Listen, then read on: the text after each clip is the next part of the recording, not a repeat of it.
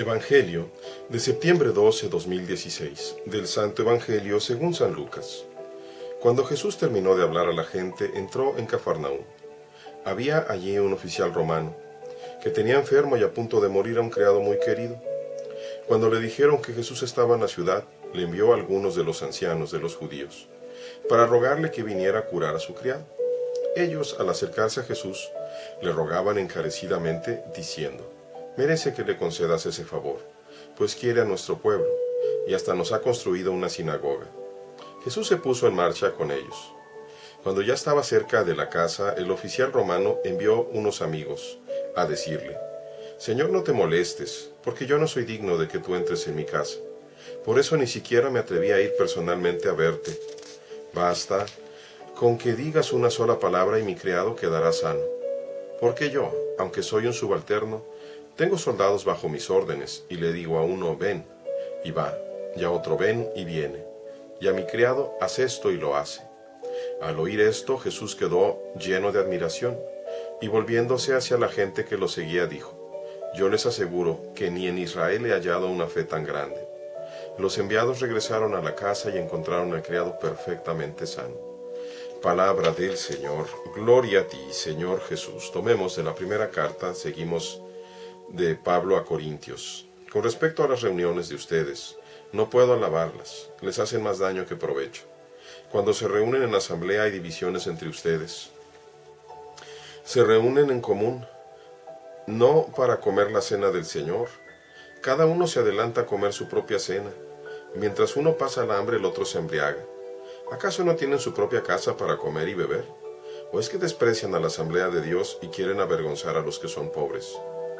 Yo recibí del Señor lo mismo que les he transmitido, que el Señor Jesús, la noche en que iba a ser entregado, tomó pan en sus manos, y pronunciando la acción de gracias lo partió y dijo: esto es mi cuerpo que se entrega por ustedes. Hagan esto en memoria mía. Lo mismo hizo con el cáliz después de cenar, diciendo: este cáliz es la nueva alianza que se sella con mi sangre. Hagan esto en memoria mía siempre que beban de él. Cada vez que ustedes comen de este pan y beben de este cáliz, proclaman la muerte del Señor hasta que vuelva. Si quisiera ponerle un título a la meditación del día de hoy, le llamaría: La fe permite encontrar a Cristo. Vemos cómo el Señor entra a su ciudad, como él mismo dijo, en Cafarnaúm, de regreso a la casa de Pedro. Y hay un oficial romano. San Lucas no dice que sea un centurión, pero sabemos por los sinópticos, por los otros evangelios, que es un centurión, un jefe de 100 soldados. Y curiosamente este centurión tenía a un enfermo, a un esclavo, muy querido por él, que estaba enfermo y estaba muriéndose. Y manda pedirle al maestro, porque ya este centurión había escuchado que Jesús sanaba, manda pedirle que lo cure. Teniendo autoridad como la tenía, siendo un jefe de soldados, podía haber hecho demandar uno de sus soldados y que le trajeran al maestro. Literalmente lo hubiera podido hacer casi a la fuerza. Sin embargo, este hombre es un hombre bueno y además es un hombre creyente. ¿Cómo es que ha pasado esto siendo él un pagano, es decir, no siendo de la tribu de Israel? Eso es muy interesante porque ahí hay un don de Dios. Como el propio Jesús lo va a decir en el capítulo 6 de San Juan: nadie puede venir a mí si antes mi Padre no se lo permite. Y ese poder acercarnos a Cristo es recibir la luz del Espíritu Santo, aquello que nos capacita para la fe, que es metarracional. La fe, como bien escribió el cardenal Ratzinger, no es una decisión intelectual. La fe, antes que nada, es un encuentro con el otro, pero un encuentro que se abre desde tu absoluta libertad. Tú te permites encontrarte con Dios. Este oficial romano tiene fe en Jesús y tiene respeto y además humildad. Y todavía más, está abogando por otro que ni siquiera es de su familia, simplemente él le quiere. Y ha hecho muchas obras buenas en favor de los judíos. Por eso manda con los presbíteros, es decir, con los ancianos judíos, a pedirle al maestro que cure a su criado. Las obras buenas que Él ha hecho con nosotros le merecen la deferencia de Cristo. Se pone en marcha, pero antes de llegar a casa, hace este gesto de humildad. Yo no soy digno de que tú entres en mi casa.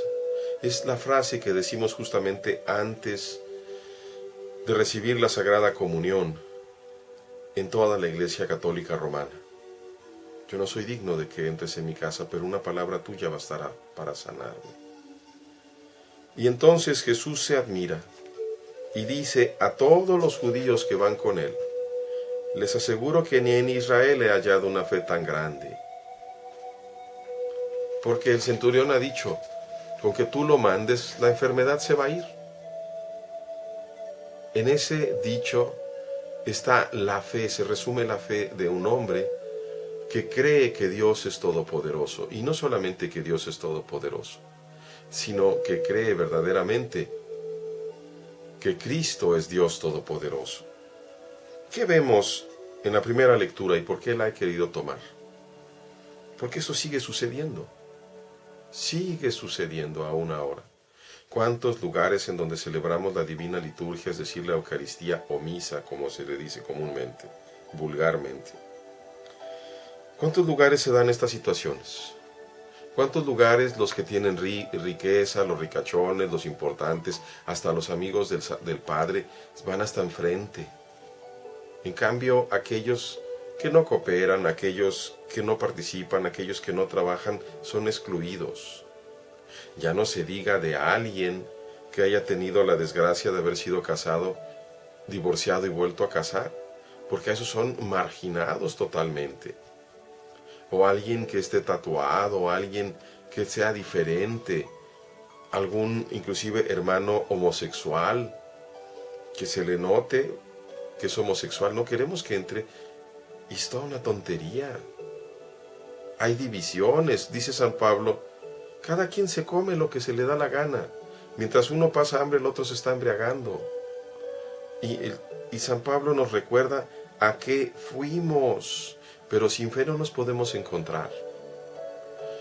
Qué tristeza es cuando estamos celebrando un bautismo, un matrimonio, sobre todo esos dos. Qué tristeza es cuando veo yo que mucha gente va y que no tiene ni la menor idea de qué es lo que hay que hacer en la Eucaristía, en la celebración. No sabe cuándo pararse, no sabe cuándo sentarse. No tiene interés. Inclusive a muchos que van y están sacando fotos, están platicando entre ellos, piensan que es una reunión social. Y el Señor mismo se ha entregado, y eso es lo que celebramos particularmente en una Eucaristía, que no necesariamente es un bautismo, ni tampoco un matrimonio. La Eucaristía la celebra el sacerdote y no el diácono, sacerdote que es presbítero u obispo. Pero la Eucaristía es esto que dice aquí Pablo: les he transmitido lo que recibí del Señor. Cuando iba a ser entregado, tomó pan en sus manos, pronunció la acción de gracias, lo partió, diciendo: esto es mi cuerpo que se entrega por ustedes, hagan esto en memoria mía. Lo mismo con el cáliz. Este es el cáliz de la nueva alianza que se sella con mi sangre. Hagan esto en memoria mía. Eso es lo que vamos a celebrar a la divina liturgia Eucaristía. Y lo hacemos en fe. Lo hacemos en humildad. Lo hacemos llevando nosotros nuestros dones, que son las ofrendas. Fíjense, las ofrendas no solamente son los 5, los 10, los $100. No digo 5, 10 pesos o $100 que vayas a dar. No. Primera ofrenda es tu persona. Una ofrenda absolutamente indispensable. Segunda ofrenda tuya también estará ahí el pan y el vino mezclado con agua que el sacerdote prepara. Y tercera ofrenda es aquello que tú puedas compartir con tus hermanos precisamente en tu limosna. Qué bueno fuera que en todos los lugares donde se celebra la Eucaristía hubiera bolsas de despensa para repartir a la gente pobre.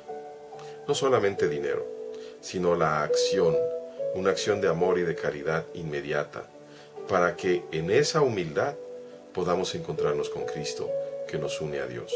porque Él mismo es Dios, y es el mismo Dios a quien nosotros recibimos. En cada sacramento se nos da Cristo, es acción de Cristo. Tengamos humildad, pues, y tengamos fe, y lo que nos falte, pidámoslo confiadamente a Dios. Dios les bendiga, hermanos.